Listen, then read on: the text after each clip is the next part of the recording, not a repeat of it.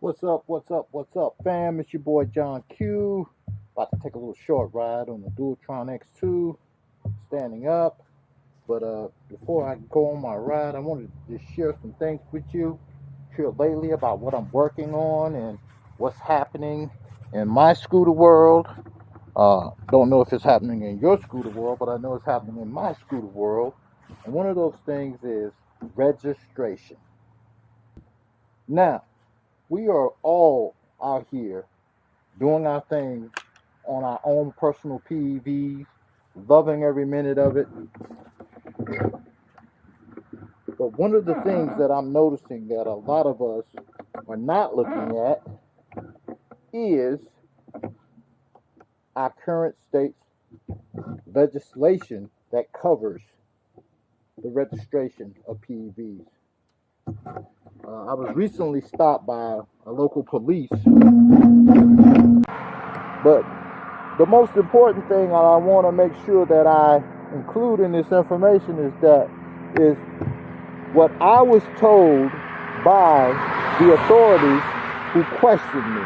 First of all, I currently had a sheriff in my hometown who was pretty good. He was cool with allowing electric scooters to ride on the road without having to get registered here in North Carolina, here in my little small town where I'm at. However, unfortunately, and God rest his soul, that sheriff passed away due to a terminal illness, and we have a new sheriff. And the new sheriff's deputies have stopped me twice and told me that in order to ride my electric scooter on the road, I had to have registration. They told me that if I wanted to ride my scooter, that I basically had to ride it on the shoulder of the road because I wasn't registered to ride it on the road. And so with that information, I said there's only one option left for me to do, and that's to try to do everything in my power to get my scooter registered. But for now, I just ride little short stretches on this road here in front of my house, which is basically like a private road.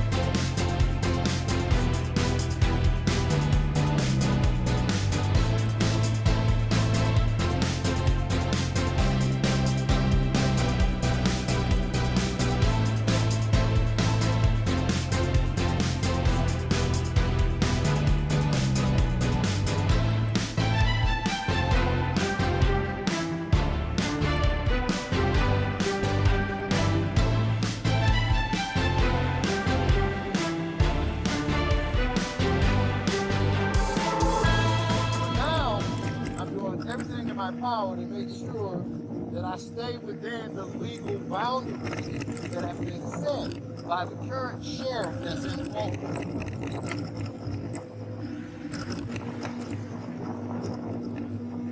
And this leads me to the question of, do we really think about the fact that we are buying electric scooters that have not been legally approved to ride on the road, and that doesn't come with a VIN number so that we can get them registered if our state requires them to be registered?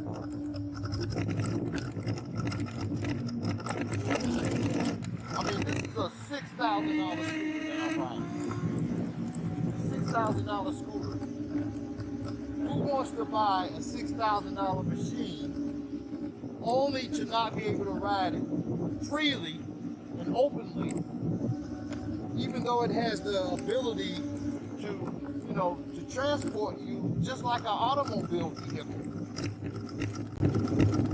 Nobody wants to be in that predicament where you have to limit what you do with your PEV, because legislation have not caught up with the technology. And that's exactly where I'm at right now. You know what? I'm not really complaining. It's not a complaint that I'm making. It's just an acknowledgement. So just by coincidence, I see a local officer and I decided to ask some questions. You wouldn't believe me if I told you. Yes, I would. Would you? Because I seen you. I almost got a ticket trying to catch you one night. Oh, really? Yeah. Yeah. Now, it's capable of getting up to 60 miles per hour, but I keep it on a limited mode. I keep it on a limited mode where it can only go 27 to 30 miles per hour. Oh. because right now legislation is lacking on whether or not we can ride these on the road legally without having them registered. And I'm currently in the process of getting them registered. When I seen the police car down here, I said this would be a good opportunity for me to come down here and ask one of these guys whether or not they know anything about it. They haven't said anything about those. They haven't? Yeah. Just like when the what's called came out, not the slingshots. Yeah, the slingshots now. They were asking at first, it's like a motorcycle. Do you wear a helmet? Do you have to wear a helmet? Yeah. And they were saying no. It's more or less like a car, like a convertible. Yeah. So yeah, we had to get instructions on that. We thought we should be pulling people over without no helmets on. But yeah, I wouldn't dream of riding this thing without a helmet. I know you better not. Yeah. It's somebody else who got one about like that too. Yeah, but I don't know if anybody else here in Rayford that has one. I don't know if anybody else that has one. That might have been you. Yeah, I got another one. I got a smaller one. I normally just ride that one like on the side of the road or on paths and stuff like that. If you said you got an unlimited mode where it go 35, you done shot me one. Cause it was going a whole lot faster than 35 when I seen it. Yeah. And the reason why I turned it down, is because I had a state trooper and then a deputy, a sheriff's deputy from Hope County down here. I was riding on the side of the road going in Skerlock, and they stopped me. It was on Super Bowl night. And they asked me a lot of questions about it. See, I also have a seat that I put on. Okay, yeah. And it has a seat that goes on it. And I had the seat on it that night. Yeah. And that seat post, it looks like it should have a license tag on it or something like that. Eventually, like if a lot of people start riding, they're probably gonna have. Yeah, they'll get some laws. Yeah, but you can ride it. You say you can't ride it on the highway? Yeah, I have ridden it on the highway, and it didn't slow up traffic, or I didn't get in a pinch or anything like that where I was, in danger.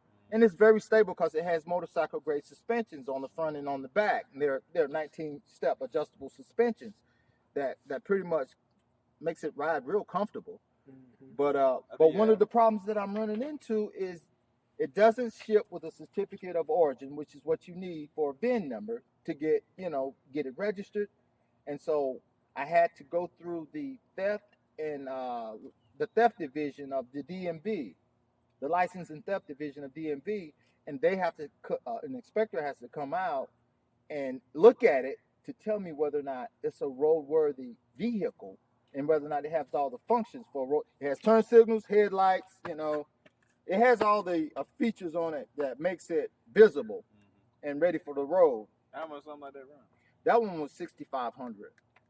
Kevin, if you see it run, I mean, it freaked me out, and I didn't even know it. He passed by in Skerlock. I was coming like from I was behind you one day.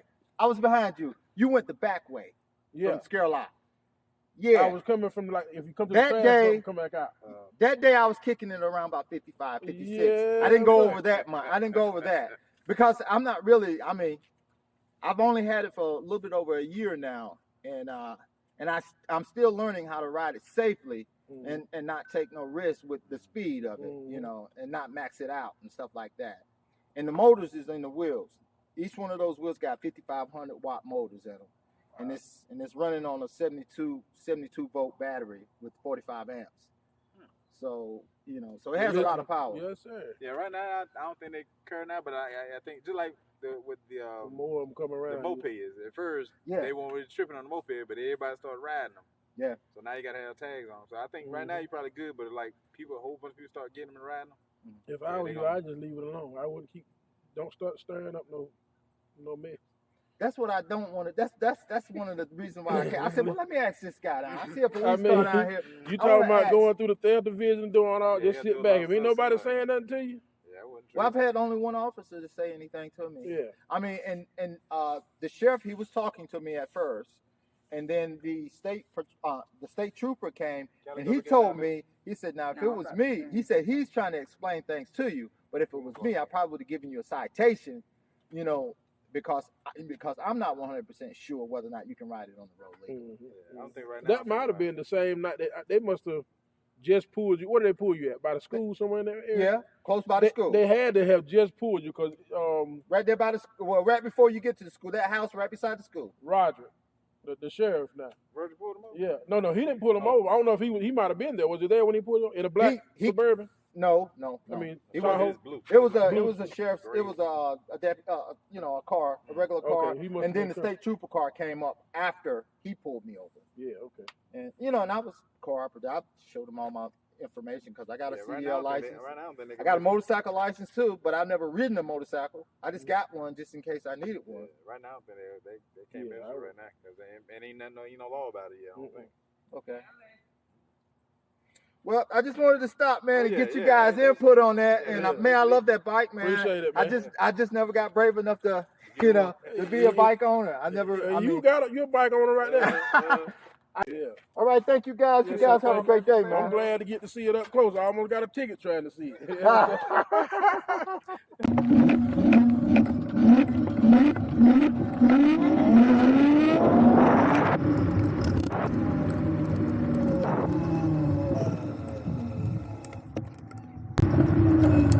So there you have it. I didn't expect to run into a local police. I didn't expect to run into one of the local police here in my hometown, but as you can see, I talked to that person, and they basically said that there's really no legislation, or there's really no rules right now to control the whole situation.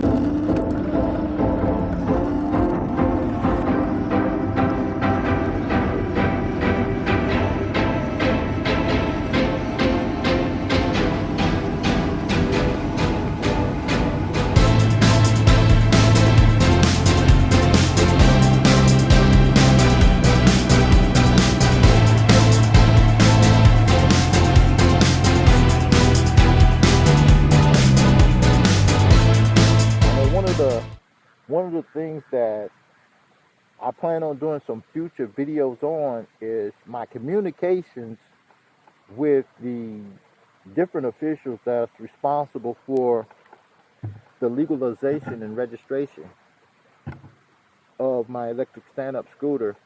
I mean, and the police officer that I just spoke with a few minutes ago, he said that it might be best to just leave it alone for now. But, if I just leave it alone and I one day end up getting a citation by an officer who thinks that they know exactly what registration, what needs to be done in order to get get this stand-up scooter registered, then I risk the chance of being in a legal situation where I have to spend money out of my pocket just to prove my point. And I'm not sure if I want to be in that situation. But for now, I'm just gonna play it by ear, and as I go, I'll try to document everything that I can about the experience that I'm having. But man, I think that scooter dealers out there and manufacturers out there, I think one of the most important things that they should focus on in the future, as electric scooters and other PEVs become more faster and have more features that make them roadworthy, is making sure that they provide certifications so that those devices can get registered with the states that they're going to be going to. I mean, it's a common practice here in the United States that vehicle manufacturers, they have to make sure that their vehicles meet road specifications. So, is it wrong that we should expect anything less from the PEVs that we ride? I don't know. I mean, tell me what you guys think. I mean, tell me what you think about the whole matter. Should I just leave it alone and go with the flow? of allowing things to happen naturally, or should I push the card and start knocking on the doors and asking people the questions that can get these things legalized in a more efficient manner, so that we don't have to look over our shoulders when we're riding and be fearful of possibly violating, road laws that could get us fined, or even being in a situation where we can't even ride our PEVs on the road. I mean, you guys tell me, what do you think? I'm curious because, this is an issue that, I love riding my electric scooter. And this whole situation has even pushed me to start looking into more down low alternatives to PEV riding, like like electric bikes. I've been looking at the Delfast. It's a very low key bike. Gets up to 50 miles per hour. The speed is nice. And I've also been looking at other alternatives. This company called Vector or Vector or something like that. Vector Bikes. VectorBikes.com. They have powerful bikes which are capable of high speeds. The Suron is one that I've seen run into legal complications because it doesn't have the bicycle setup, like the pedals and the chain, etc. So, and then I've been thinking about the Fido, but then even the Fido, it kind of falls into a category here in North Carolina where you may be questioned about it. Especially with the power and the speed that some of the newer builds are capable of. So I just wanted to drop, a little bit of information about, what I'm currently experiencing in my PEV journey, and in hopes that I can get some feedback from you guys on what I possibly need to start looking into in order to make sure that I'm riding in a manner that, I won't have to end up facing some kind of legal consequences for. With that, I'm going to make my way back to the house. You guys have a great day.